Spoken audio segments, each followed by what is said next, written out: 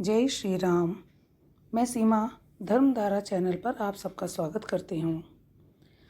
आशा करती हूँ आप सभी स्वस्थ एवं प्रसन्न होंगे। महर्षि वाल्मीकि रामायण के बालकांड में आज हम 14वें अध्याय पर पहुँच गए हैं। तो शुरू करने से पहले यदि अभी तक आपने मेरा चैनल सब्सक्राइब नहीं किया तो प्लीज़ उसे सब्सक्राइब कर दीजिए।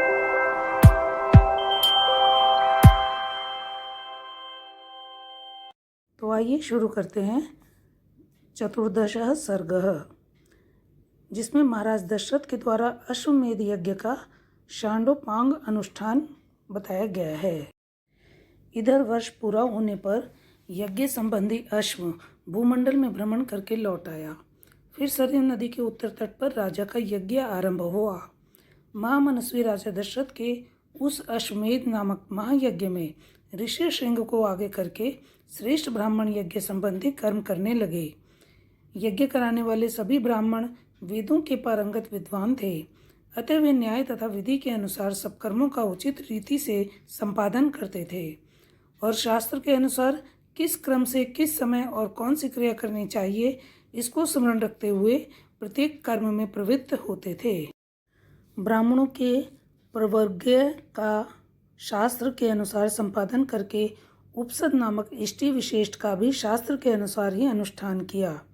तत्पश्चात शास्त्रीय उपदेश से अधिक जो अतिदेशतः प्राप्त कर्म है उस सब का भी विधिवत संपादन किया। तदनंतर तत्त कर्मों के अंगभूत देवताओं का पूजन करके हर्ष में भरे हुए उन सभी मुनिवरों ने विधि पूर्वक प्रातः स्वन आदि कर्म किए। इंद्र देवता को विधि पूर्वक हविष्य का भाग अर्पित किया गया। पाप निवर्तक राजा सोम का रस निकाला गया। फिर क्रमशः माध्यान्ह सवन का कार्य प्रारंभ हुआ। तत्पश्चात उन श्रेष्ठ ब्राह्मणों ने शास्त्र से देखभाल कर मनस्वी राजा दशरथ के तृतीय सवन कर्म का भी विधिवत संपादन किया। ऋषि श्रृंग आदि महर्षियों ने वहाँ अभ्यास काल में सीखे गए अक्षरों से युक्त स्वर और वर्ण से संपन्न मंत्रों द्वारा इंद्र आदि श्रेष्ठ देवताओं का आह्वान किया। मधुर एवं मनोहर सामगान के लय में गाए हुए आवाहन मंत्रों द्वारा देवताओं का आह्वान करके होताओं ने उन्हें उनके योग्य हविष्य के भाग समर्पित किए।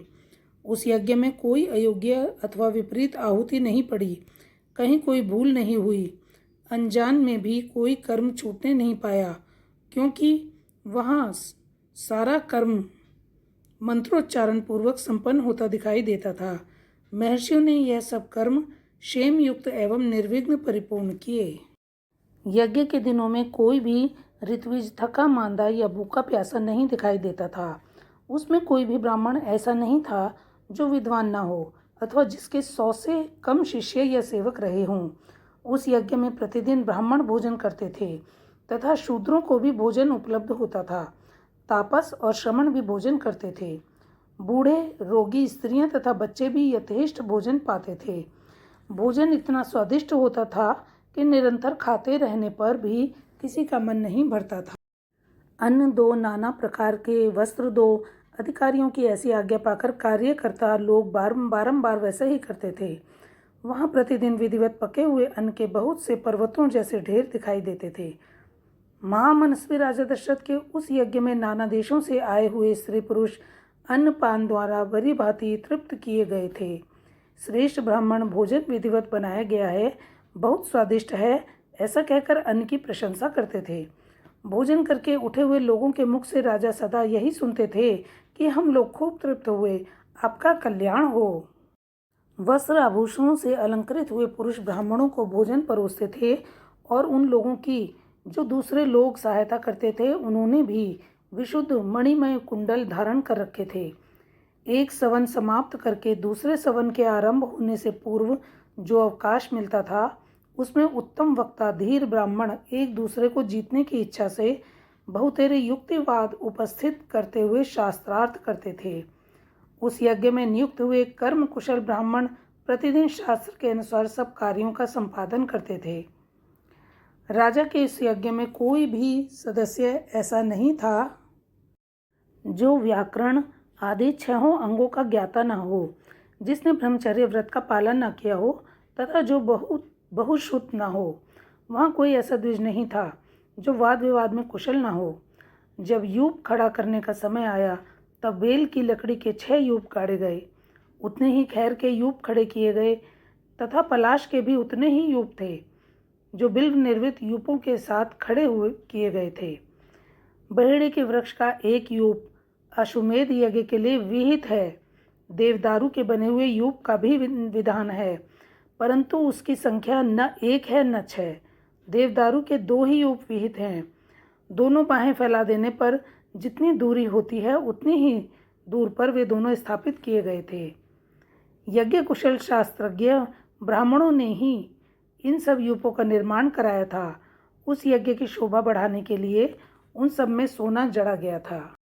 पूर्वोक्त 21 यूप 21-21 रत्नी ऊंचे बनाए गए थे। उन सबको पृथक पृथक 21 कपड़ों से अलंकृत किया गया था। कारीगरों द्वारा अच्छी तरह बनाए गए वे सभी सुदृढ़ यूप विधि पूर्वक स्थापित किए गए थे। वे सब के सब 8 कोणों से सुशोभित थे।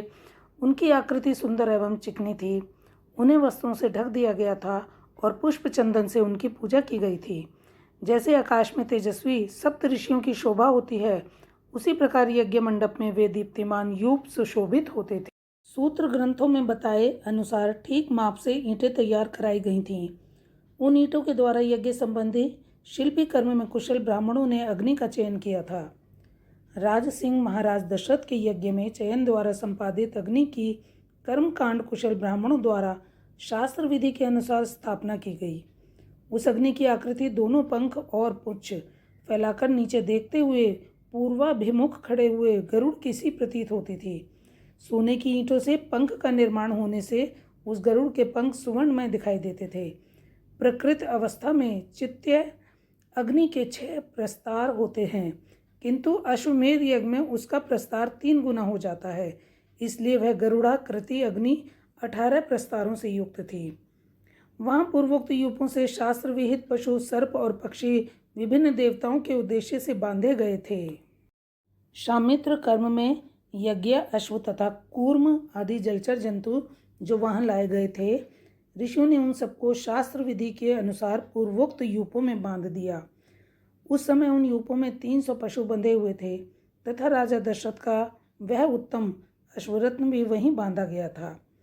रानी कौशल्या ने वहाँ प्रोक्षण आदि के द्वारा सबोर से उस अश्व का संस्कार करके बड़ी प्रसन्नता के साथ 3 तलवारों से उसका स्पर्श किया। तदनंतर कौशल्या देवी ने सुस्थिर चित्त से धर्म पालन की इच्छा रखकर उस अश्व के निकट एक रात निवास किया। तत्पश्चात होता, अदरवर्यु और उद्गाता ने राजा की महिषी कौशल्या, वावाता तथा परिव्रती इन सबसे हाथ से उस अश्व का स्पर्श कराया। इसके बाद परम चतुर जितेंद्रिय ऋत्विक ने विधिपूर्वक अश्वकंद के गूदे को निकालकर शास्त्रोक्त रीति से पकाया। तत्पश्चात उस गूदे की आहुति दी गई। राजा दशरथ ने अपने पाप को दूर करने के लिए ठीक समय पर आकर विधिपूर्वक उसके धुएं की गंध को सूंघा। उस अश्वमेध यज्ञ के अंगभूत जो हवनीय पदार्थ थे, उन सबको लेकर समस्त 16 ऋत्विज ब्राह्मण अग्नि में विधिवत आहुति देने लगे। अश्वमेध के अतिरिक्त अन्य यज्ञों में जो हवि दी जाती है वह पाकर की शाखाओं में रखकर दी जाती है, परंतु अश्वमेध यज्ञ की हविष्य मेद की चटाई में रखकर देने का नियम है। कल्प सूत्र और ब्राह्मण ग्रंथों के द्वारा अश्वमेध के 3 सवनीय दिन बताए गए हैं। उनमें से प्रथम दिन जो सवन होता है उसे चतुष्टोम कहा गया है। द्वितीय दिवस साध्य सवन को उक्त्य नाम दिया गया है तथा तीसरे दिन जिस सवन का अनुष्ठान होता है उसे अतिरात्र कहते हैं। उसमें शास्त्रीय दृष्टि से विहित बहुत से दूसरे क्रतु भी संपन्न किए गए। ज्योतिष्टोम, आयुष्टोम यज्ञ 2 बार, अतिरात्रि यज्ञ 5वां अभिजित, 6ठा विश्वजित तथा 7वें 8वें आप्तोर्याम, ये सब के सब महाक्रतु माने गए हैं जो अश्वमेध के उत्तर काल में संपादित हुए। अपने कुल की वृद्धि करने वाले राजा दशरथ ने यज्ञ पूर्ण होने पर होता को दक्षिण रूप में अयोध्या से पूर्व दिशा का सारा राज्य सौंप दिया। अधर्व्यू को पश्चिम दिशा तथा ब्रह्मा को दक्षिण दिशा का राज्य दे दिया। इस तरह उद्गाता को उत्तर दिशा की सारी भूमि दे दी। पूर्व काल में भगवान ब्रह्मा जी ने जिसका अनुष्ठान किया था, उस अश्वमेध नामक महायज्ञ में ऐसी ही दक्षिणा का विधान किया गया है। इस प्रकार विधि पूर्वक यज्ञ समाप्त करके अपने कुल की वृद्धि करने वाले पुरुष शिरोमणि राजा दशरथ ने ऋत्विजों को सारी पृथ्वी दान कर दी। यूं दान देकर इक्ष्वाकु कुलनंदन श्रीमान महाराज दशरथ के हर्ष की सीमा न रही। परंतु समस्त ऋत्विज उन निष्पाप नरेश से इस प्रकार बोले, महाराज, अकेले आप ही इस संपूर्ण पृथ्वी की रक्षा करने में समर्थ हैं। हम में इसके पालन की शक्ति नहीं है, अतः भूमि से हमारा कोई प्रयोजन नहीं है। भूमिपाल, हम तो सदा वेदों के स्वाध्याय में ही लगे रहते हैं, अतः आप हमें यहाँ इस भूमि का कुछ निष्क्रिय ही दे दें। नृपश्रेष्ठ, मणि, रत्न, सुवर्ण, गौ अथवा जो भी वस्तु यहाँ उपस्थित हो, वही हमें दक्षिणा रूप दे दीजिए। इस धरती से हमें कोई प्रयोजन नहीं है।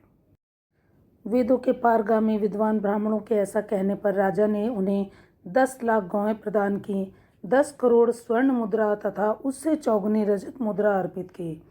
तब उस समस्त ऋत्विजों ने एक साथ होकर वह सारा धन मुनिवर ऋष्यशृंग तथा बुद्धिमान वशिष्ठ को सौंप दिया।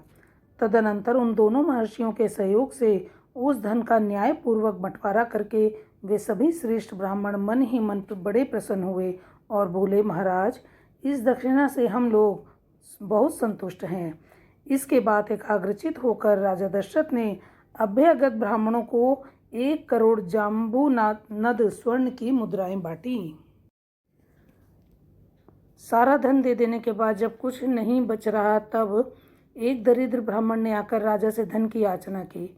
उस समय उन रघुकुल नंदन नरेश ने उसे अपने हाथ का उत्तम आभूषण उतार कर दे दिया।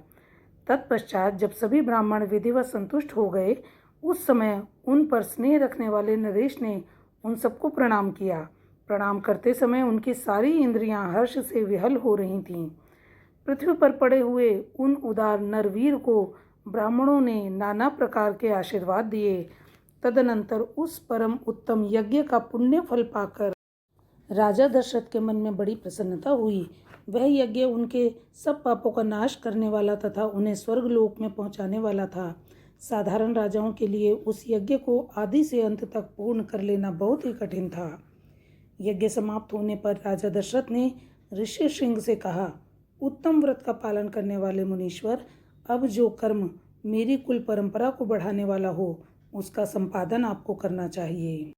तब द्विज श्रेष्ठ ऋष्यशृंग तथास्तु कहकर राजा से बोले, राजन, आपके 4 पुत्र होंगे जो इस कुल के भार को वहन करने में समर्थ होंगे।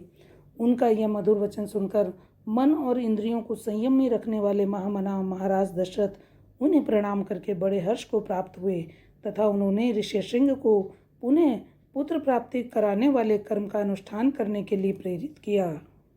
इस प्रकार श्री वाल्मीकि निर्मित आर्ष रामायण आदि काव्य के बालकांड में 14वां सर्ग पूरा हुआ।